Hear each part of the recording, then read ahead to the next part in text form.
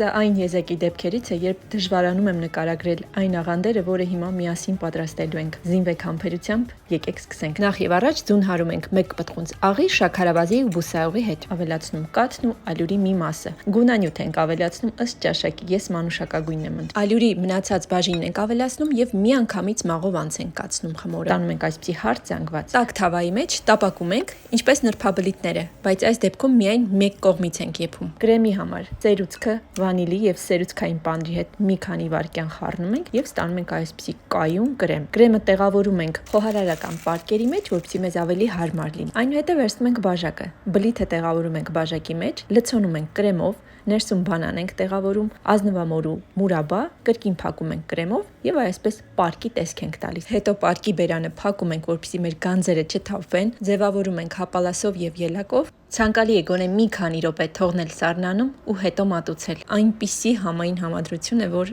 իսկապես դժվար է նկարագրել։ Դուք պետք է սա պարտադիր փորձեք։ Ոչ միայն պահպանեք հոլովակ, այլ անպայման փորձեք ու միացեք իմիջին, ինձ հետ շատ համեղ է։